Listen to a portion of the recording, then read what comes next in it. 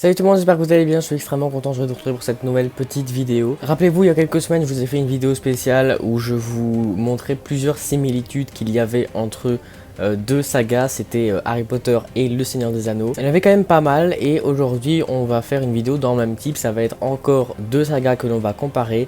Cette fois ça va encore être Harry Potter, mais avec Star Wars. Pour commencer, il faut savoir que lorsque J.K. Rowling a écrit ses livres Harry Potter, elle n'avait pas beaucoup d'expérience dans le domaine de l'écriture, et donc pour créer ces petites histoires, il fallait forcément qu'elle aille s'inspirer de deux ou trois autres histoires sur le côté. Donc on a clairement vu qu'elle avait fait ça pour Le Seigneur des Anneaux, et à mon avis, elle a aussi pris des trucs de Star Wars. Les héros principaux sont déjà similaires dans les deux franchises.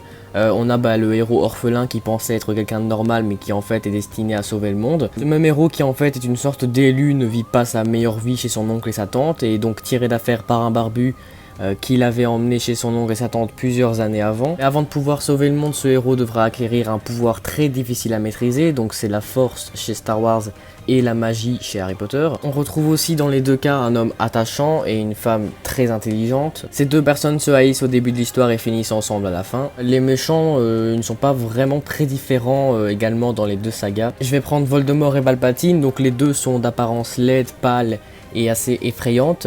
Voilà, ces deux méchants ont tous les deux un subordonné, donc Palpatine à Dark Vador et Voldemort à Rogue. Ces deux mêmes subordonnés donc étaient gentils au début, puis ont basculé du côté des méchants, avant de revenir du côté des gentils quelques secondes avant de mourir. Dans les deux franchises, le héros doit suivre les conseils et leçons d'une sorte de mentor avec une barbe blanche. Un jour, ce même mentor va devoir affronter le grand méchant tout seul et mourra, laissant son apprenti se débrouiller tout seul. Il peut aussi retrouver des mini-similitudes entre certains personnages, comme Yoda et Flitwick, qui sont tous les deux petits, d'apparence assez bizarre, et qui sont tous les deux des professeurs très expérimentés dans le domaine soit de la force, soit de la magie. Dean Thomas et Lando qui sont assez similaires physiquement, mais en termes du personnage, voilà, il n'y a rien d'alarmant. Draco Malfoy et Boba Fett qui sont tous les deux des méchants qu'on aime bien adorer et qu'on aime bien détester en même temps, c'est assez bizarre. Les Mange-Morts et les Stormtroopers qui sont tous les deux les serviteurs du méchant, enfin bref, il y en a encore plein, je vous invite à aller regarder sur internet. Et je terminerai par une autre similitude que j'ai trouvée tout seul dans les deux univers, donc dans Harry Potter et Star Wars.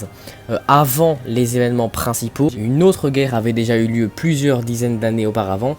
Donc pour Star Wars c'est la guerre des clones, et pour Harry Potter, c'est la guerre entre les Moldus et les sorciers, donc avec Grindelwald, Dumbledore, etc. Et dans les deux cas, cette première guerre est la principale cause de la situation dans laquelle sont les héros.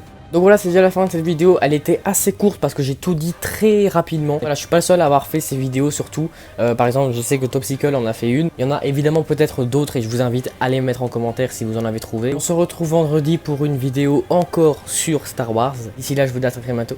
Salut!